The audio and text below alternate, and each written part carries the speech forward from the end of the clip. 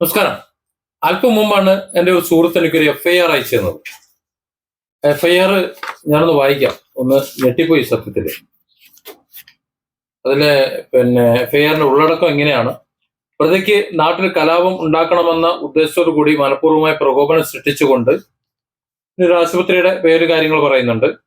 അവിടെ റിസർച്ച് വിഭാഗത്തിൽ ജോലി ചെയ്യുന്ന ഡോക്ടർ ആരിഫ് ഹുസൈൻ തെരുവോത്ത് എന്നയാൾക്ക് ഇമെയിൽ മുഖാന്തരം ടിയാൻ സോഷ്യൽ മീഡിയയിൽ കേരള സ്റ്റോറി സിനിമയ്ക്ക് അനുകൂലമായും മുസ്ലിം തീവ്രവാദത്തെ എതിർത്തുകൊണ്ടും പറഞ്ഞ അഭിപ്രായ പ്രകടനത്തെ തുടർന്ന് Shia Islamic Warriors @outlook.com Hussain Ali എന്ന ഐഡിയിൽ നിന്ന് ടിയാന് വധശിക്ഷ വിധിച്ചിരിക്കുന്നതായും ടിയാന്റെ വീട് ലൊക്കേറ്റ് ചെയ്തിട്ടുണ്ടെന്നും ലക്നൌവിൽ നിന്നും ഹൈദരാബാദിൽ നിന്നുമുള്ള യോദ്ധാക്കൾ കേരളത്തിലെത്തി ടിയാനെ മൃഗീയമായി കൊന്ന് തല പൊതുസ്ഥലത്ത് പ്രദർശിപ്പിക്കുമെന്നും പറഞ്ഞ് ഇമെയിൽ മുഖാന്തരം ഭീഷണിപ്പെടുത്തിയ കാര്യം.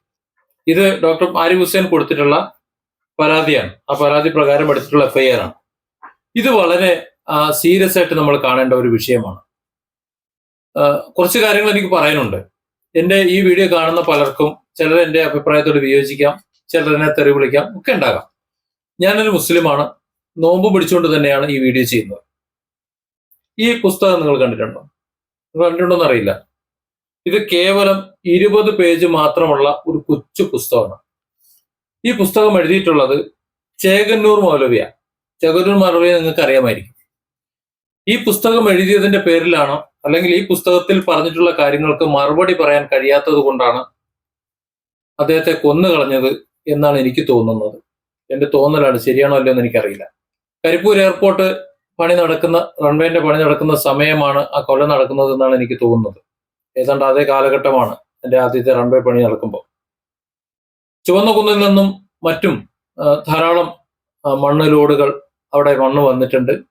അങ്ങനെ റൺവേന്റെ അടിയിൽ ചേകന്നൂർ മൗലവി അന്ത്യവിശ്രമം കൊള്ളുന്നു എന്നും തോന്നിയിട്ടുണ്ട്. അത്തരത്തിലുള്ള സംസാരങ്ങളും സംവാദങ്ങളും പലയിടങ്ങളിലും കണ്ടിട്ടുണ്ട്. ഏതായാലും ഈ കൊച്ചു പുസ്തകം വരുത്തിവെച്ച വെന എന്ന് പറയുന്നത് അദ്ദേഹത്തിന്റെ ജീവിതം അവസാനിപ്പിക്കേണ്ടി വന്നു എന്നാണ്. ഇതിന്റെ അകത്ത് എന്താണ് പറഞ്ഞിട്ടുള്ളതെന്ന് ഇത് വായിച്ചു നോക്കി കഴിഞ്ഞാൽ എല്ലാവർക്കും മനസ്സിലാവും. അതിന് മറുപടി പറഞ്ഞാൽ മതി. അതിന് മറുപടി പറഞ്ഞുകൊണ്ട് അതല്ല ഇതാണ് ശരി എന്ന് പറഞ്ഞു കൊടുത്താൽ മതി.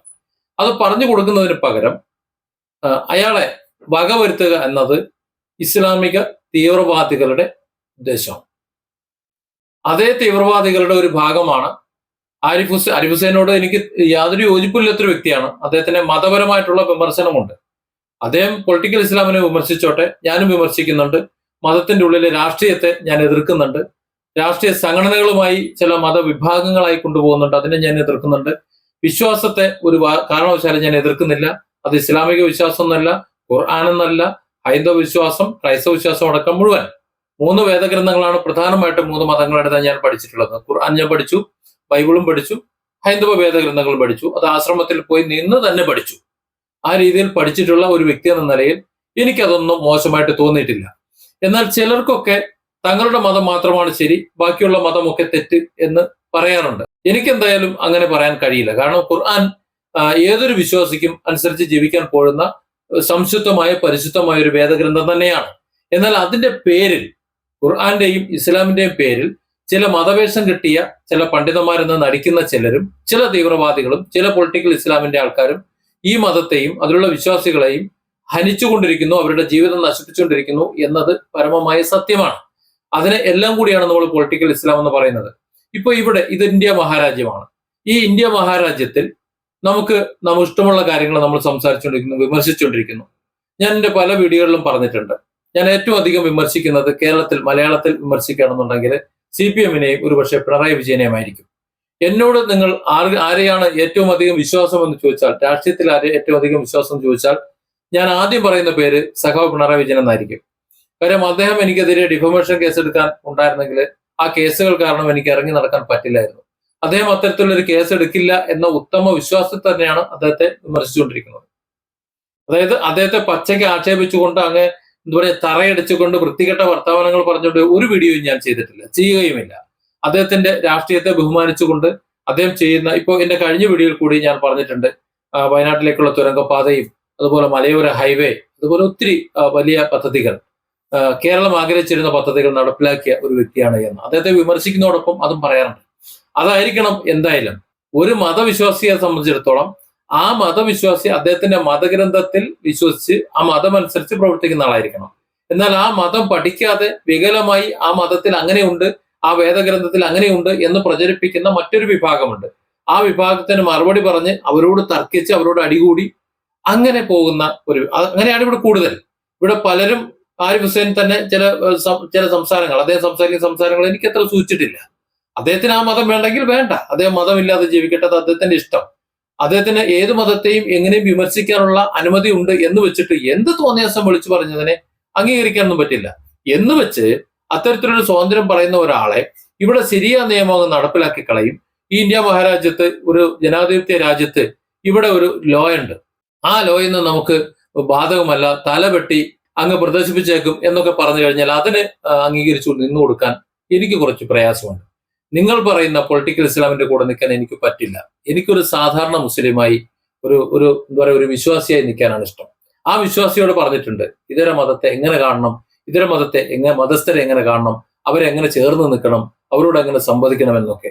അതായത് ദൈവം എന്നാൽ ഏക ദൈവമാണ് എന്നറിയാവുന്ന ഒരൊറ്റ വിശ്വാസി പോലും മറ്റൊരു മതത്തെയും മറ്റൊരു മതവിശ്വാസത്തെയും മറ്റൊരു ദൈവവിശ്വാസത്തെയും ഹനിക്കില്ല. കാരണം അതേ ദൈവം തന്നെയാണ് ഈ ദൈവമെന്നും ഒരേ ഒരു ദൈവമുള്ളൂന്നും ആ വിശ്വാസി വിശ്വസിക്കുന്നുണ്ട്.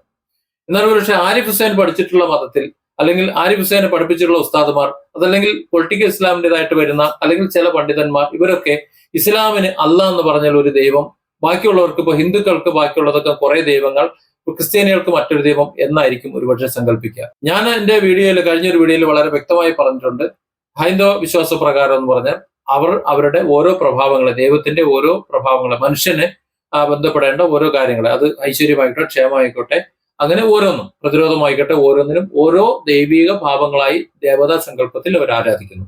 മുസ്ലിം ആകട്ടെ എല്ലാം കൂടി ഒരുമിച്ച് ഒരൊറ്റ ദൈവമായി ആരാധിക്കുന്നു. അത് ക്രിസ്ത്യാനികളും അങ്ങനെ തന്നെ. പക്ഷെ അവർ സഹായത്തിനായി പലരെയും കൂടെ കൂട്ടുന്നു. അത് മുസ്ലിങ്ങളും ഇപ്പൊ കുറച്ചൊക്കെ കൂട്ടി തുടങ്ങിയിട്ടുണ്ട്. അതൊക്കെ അവരുടെ ഇഷ്ടം. പക്ഷെ ഏകനായ ദൈവം ഒന്നാണ് എന്ന് എല്ലാ മതങ്ങളും പഠിപ്പിക്കുമ്പോൾ അതിനനുസരിച്ച് തന്നെയാണ് വേദഗ്രന്ഥങ്ങൾ ഉള്ളത്. ആ വേദഗ്രന്ഥങ്ങളിലെ കഥകൾ അതേപടി മനസ്സിലാക്കാതെ, അതേപടി അതിനെ ഉൾക്കൊള്ളാതെ, അതിനെടുത്ത് ചെവഞ്ഞുകൊണ്ട് അതിൽ വർഗീയത ചൊരുത്തുന്നവർ, അത് ഹിന്ദുവിലായാലും ക്രിസ്ത്യാനിയായാലും മുസ്ലിമിലായാലും ഒരു വർഗീയവാദികൾ തന്നെയാണ്. അത് ഖുർആനെ വിമർശിക്കുന്നവരായാലും ഹൈന്ദവ ഗ്രന്ഥങ്ങളെ വിമർശിക്കുന്നവരായാലും ബൈബിളിനെ വിമർശിക്കുന്നവരായാലും. വിശ്വാസികൾക്ക് അതൊരു വിഷയമല്ല.